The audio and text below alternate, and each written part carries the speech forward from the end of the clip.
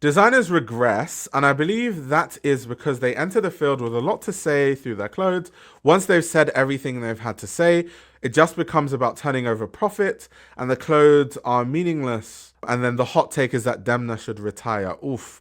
Okay, that's like a hot take, finally. So I don't think Demna should retire. I think Demna is an exceptionally good designer. I just think that Demna is in denial about certain things, but I don't think that takes away from Demna's skill as a designer. I'm actually a big fan of Demna. I've absolutely loved a lot of things he's done at Balenciaga, at Vetements. I think he's also a very intelligent designer. I think he's had some really intelligent commentaries, because obviously his whole stick is about social commentary and things like that, and using clothing to kind of, comment on society from different angles, whether that's his own personal experience as a refugee, as someone that, went through war and all those kind of things. But I just think he's in denial.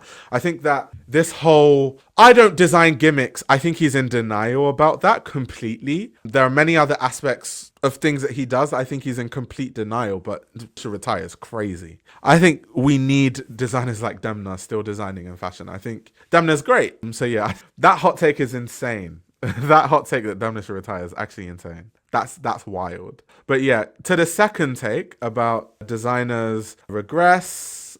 I don't know. I think, is it that designers regress, or is it that designers have a specific design language, and when we get used to the design language, it becomes less interesting? I think a lot of times that's kind of what it is, rather than them regressing. But I can definitely agree that to a certain regard, a lot of it then becomes about making money and no longer about, pushing things forward. It's just about turning a profit. But I do think that things can be true at once. Like, two things can be true at once. Like, I think sometimes a lot of people in fashion have like fatigue over a certain aesthetic, but I don't think there's anything wrong with a certain designer having like a design language or whatever. I don't think there's an issue with that. So yeah, there we go. He says, I'm not a fan. Demna destroyed Balenciaga. Tisci destroyed Givenchy. I mean, first of all, I don't think Demna destroyed Balenciaga. I just think that there's certain aspects of Demna's Balenciaga that I just fundamentally don't agree with, especially based on what he says. So like, Demna, sometimes he makes merch and he acts like what he's doing is like a very deep social commentary on things, when it's like,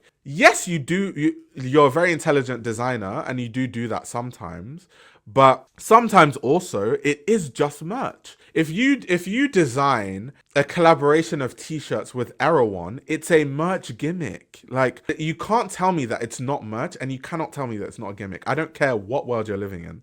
So I think that's going back to when I say he's in denial. So I don't think he's destroyed Balenciaga, because I think that if you actually look at the runway shows, there's so much of Cristobal Balenciaga still there in the shapes. He's using cocoon shapes, just maybe in a form of parkas. He's using all these elements, right, of Cristobal Balenciaga, just in a more modern kind of streetwear way. So I don't necessarily think he's destroyed Balenciaga. I think if he loses a lot of that merchy stuff, I think I would enjoy his Balenciaga a lot more, to be fair. That's kind of what it is. Another thing about Demna, I will say though, is that he also does copy Margiela a lot. Now, I will give him grace that he worked at Margiela. So is he copying Margiela, or is he referencing himself in a sense of, when he worked at Margiela, was he working on a lot of things that now that, he's a designer, even at Vetements or, at Balenciaga, is it just that he's taking ideas that he learnt working there and, putting them into his own brand? Because so many Balenciaga things I look at and I'm like, yeah, that's Martin Margiela did that exact look, head to toe. Like the whole, one piece lace pieces, Martin Margiela did that. The incognito sunglasses, Martin Margiela did that. Like, there's so much stuff that Margiela has done, and it looks like Demna copies it word for word. But sometimes I don't know how to feel about it, because I'm like, was it just that you worked at Margiela and that's kind of what you learned when you were there? Or is it that you genuinely just keep copying this man? Like, what is it? So yeah, sometimes I'm in two minds about that. But that's also like a point of contention I have every time I like look at Demna's stuff. So yeah. But no, I'm a massive fan of Demna, like a huge fan of his work. Let's see what people are saying in the chat. Demna uses past trauma like people in shows like The Voice or America's Next Idol. Nah, no. I'm gonna I like to believe that I'm a very objective person. So I can be a big fan of Demna and then also say that he's in denial. And I don't mean that in like, I'm not coming for Demna. This is the kind of things that I say to my friends. Like if my friends are in denial, I tell them they're in denial. The same way my friends tell me I'm in denial. And sometimes I am in denial.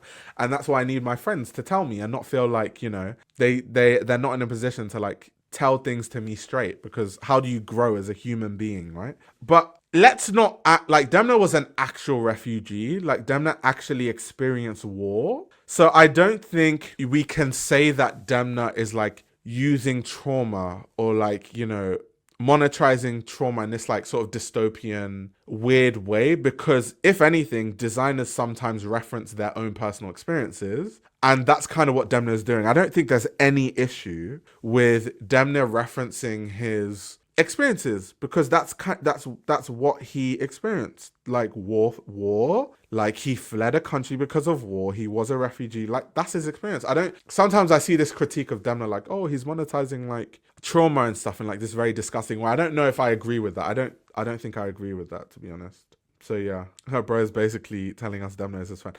No, I'm very sure Demna hates me. I'm sure if someone works at Balenciaga or someone that knows Demna sends him this stream and is like, this guy said that you're in denial, he's probably just going to think I'm an absolute prick. But like, not knowing that I'm actually a fan of his. However, I think if you're in denial, you're in denial. Like I'm the kind of person, this is going back to like, I said that I have a really pragmatic way of covering fashion. So it rubs people the wrong way, and I'm okay with that. Like, I'm okay with that. It's not like me saying he's in denial is reserved for him. Sometimes I'm in denial and people say that, and they are like well within their rights to say that, the same way I tell my friends they're in denial.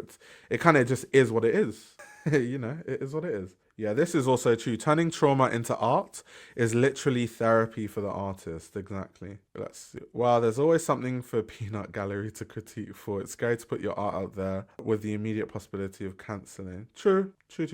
Has Demna made fashion more accessible? I feel like my normie friends are intrigued by Balenciaga more than any other brand before. Maybe. But I think they're more intrigued by kind of like the aesthetic, because I think, once again, part of the genius of Demna is able to take really interesting social concepts and turn them into very desirable products, right? So Demna can, he can literally make a social commentary of how like luxury fashion now, like what does luxury fashion mean, which is a commentary he's done so many times. Like he's done that in ready-to-wear shows and couture shows. Even in the last couture shows, he literally did that whole thing, right?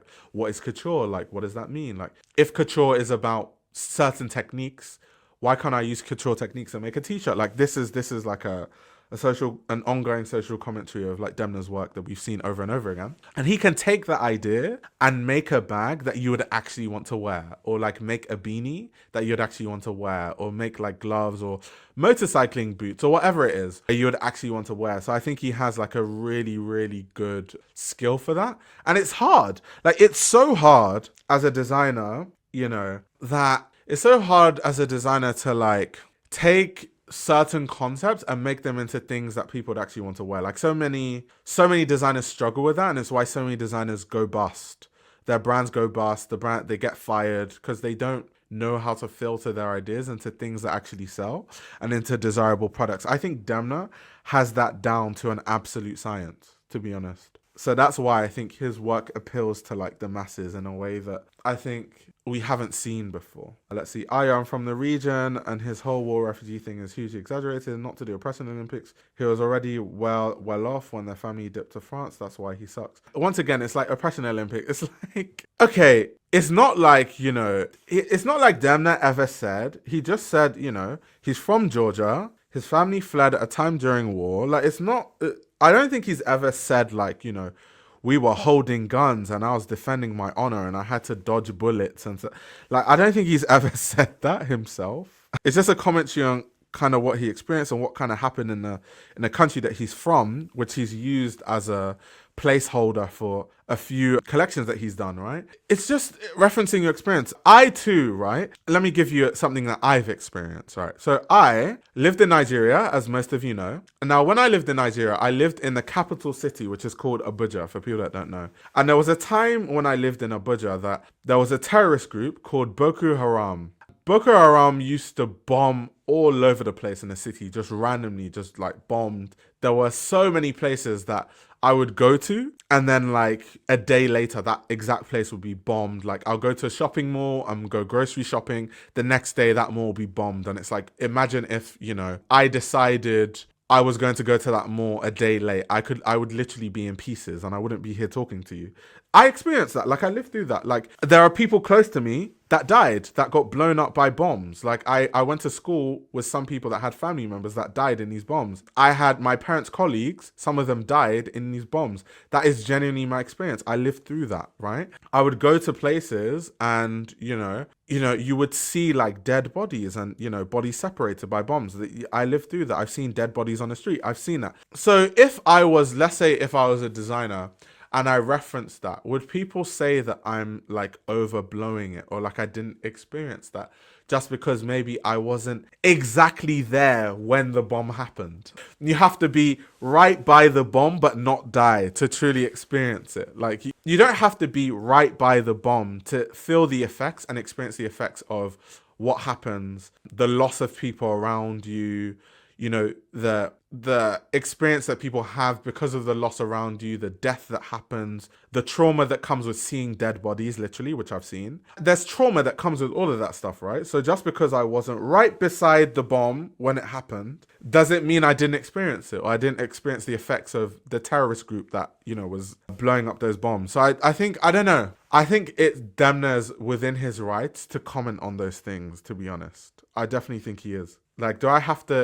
can I only experience it if I have like one limb left? Like, is that when I'm allowed to like comment on those things? I don't know. I guess people like stand on different levels when it comes to those things. But yeah, if you're not an amputee, you have no right to use the bomb card. Yeah, I mean, obviously, like, there's levels to experience. That's why, like, going back to the whole, like, not to play, oppression Olympics and stuff like that. But, like, I think everyone can experience trauma. Obviously, people can experience trauma from certain experiences to different extents. So, obviously, let's say the terrorist group that I lived through, like, bombing all over the place.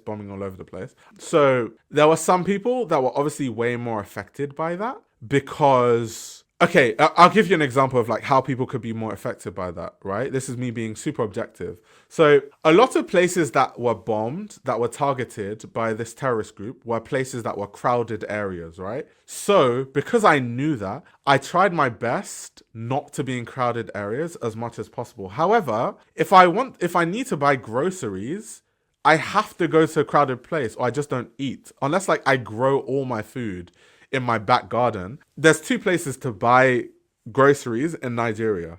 It's either you go to a market, which is crowded as hell, or you go to a mall, which is crowded as hell. So either way, you're going to a crowded area, which is why even so many places I went to, they still got bombed, right? It's very hard to avoid crowded areas and live normal life unless you're just like some billionaire and you just get everything delivered to you, which you can't really do that in Nigeria, especially not then, right? However, I had a privilege in the sense that a lot of people, their work dictated that they had to be in certain places. So I could avoid certain crowded areas. Yes, if I needed to eat, I had to go to a crowded area to buy groceries.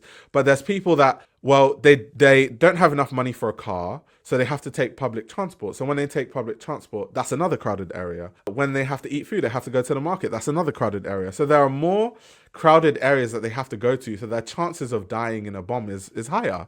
So that's why if you were to look at the classes of people that died in these bombs, there's disproportionately going to be, people from lower income backgrounds that were way more affected directly. Like these are people that, are people that you see who are amputees on a wheelchair and stuff like that. So they obviously have way worse trauma from it than me. But going back to the whole conversation, I'm bringing all of that up to say that, does that mean I can't speak about it though? Like I can definitely see how people could be more affected be more affected by it than me, but then also be able to still say there's trauma that came from what I experienced during that time. So I don't know. Depends how you see it. But damn, who would have known that I would be defending Demna this much? That's crazy. That's crazy. That's crazy. But I think it's a different kind of trauma though, because I think that like my friends that grew up in the UK all their life, there's so many things they haven't seen because you just don't see stuff like that. Like there was a time when the IRA was like bombing parts of London. So some people might have experienced that, but for the most part, when a bombing happens in the UK, the police get involved, the fire brigade comes, and the whole place gets sectioned off and then no one is allowed to like be there. In Nigeria, it's a bit of a lawless country. So a bomb happens, the police is kind of useless. We don't really have a fire department that works. You don't, like, nothing works. So like everyone's like, oh my God, my family member was in that area at that point in time. Let me go there to make sure my family member is okay. So you literally go into like damn near warfare where a bomb just happened, where there's so many dead people around and there's separated limbs, and you're literally looking for your family member and hoping that, you know, they're alive and they're there. So that level of trauma is like insane. Like it's different. It's different. It's different. It's like a different level of like insanity. So yeah, I don't know. It just depends. It just depends. Just depends how you see it. Just depends. This YouTube channel runs on your support. If you want to support the channel, you can subscribe to my Patreon. You'll gain access to exclusive content that includes everything from my Patreon podcast, where I give a behind-the-scenes insight into the fashion industry, as well as a fashion book club, where I review my favorite fashion books. You can also check out my fashion ebook, which highlights the best fashion journalists to follow, definitions of common fashion terminology, and how to determine what a good source of fashion information is. The links to everything are in the description below.